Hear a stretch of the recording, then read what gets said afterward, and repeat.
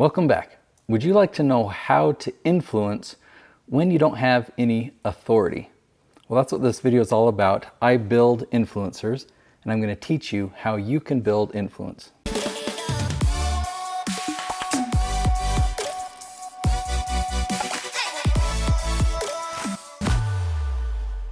Right off the bat, I'm going to ask you a question.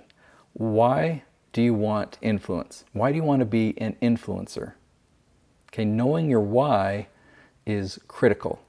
There is only a fine line between influence and manipulation. Being a manipulator is not going to bring you what you want in life. It's not going to bring you happiness.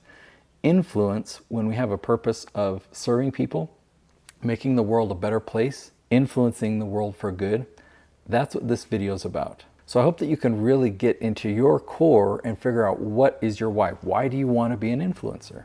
The next thing I want you to look at is, why don't you have authority right now?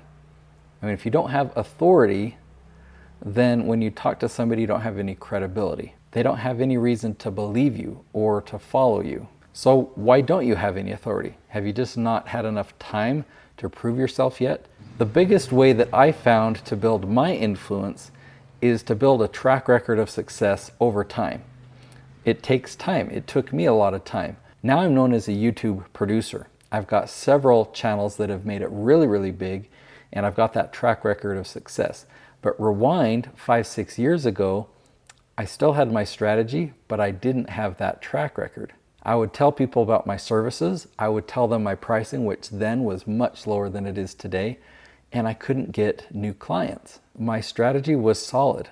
I knew it would work. I had proven it in small scale, but that's just the point. I had not proven it yet in large scale. So what I did is I offered my services for free to one client, and I stuck with it. It's been 4.5 years, but that one YouTube channel is now bringing in $500,000 or $600,000 a month. We've built this channel to over 400,000 subscribers. And so now I can look at that channel and many other channels and say, hey, look what I've done here. That's what I can do for you. That track record of success really has given me authority. Does that mean I now have influence? Well, people listen to me a lot more now. When I share advice, people are taking notes. I mean, there's several different levels of influence. One is, can I say something and inspire somebody? Will they say, wow, that was moving, that was helpful, that was neat? That's the first level of influence.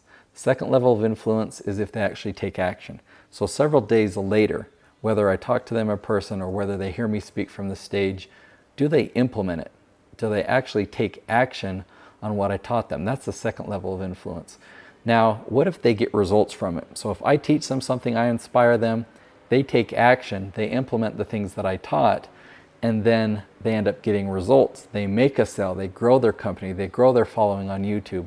That's the third level of influence. So for me to really even be able to get their attention, I had to get authority first. I had to build that track record of success. Part of that is confidence in myself. Having success has definitely given me a big boost of confidence. Something that I really want to emphasize here, though, is it took time. I believed in myself, and I just went forward.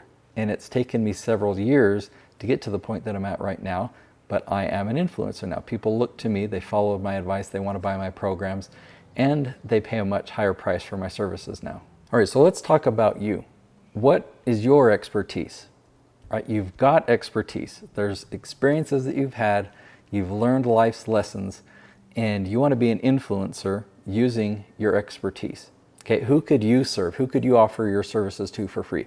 And when I say that I gave my services away for free, I actually partnered with somebody on the channel. So I'm not out, right? I own 50% of that YouTube channel. Is there a possibility of you doing something like that, or drastically reducing your prices or something, just so you could build up some type of portfolio or a track record of success so that people could see your work and give you authority, so that then they're willing to listen to you and you can be influential? Now I have one final question for you. Can you be patient? I mean, how long are you willing to wait?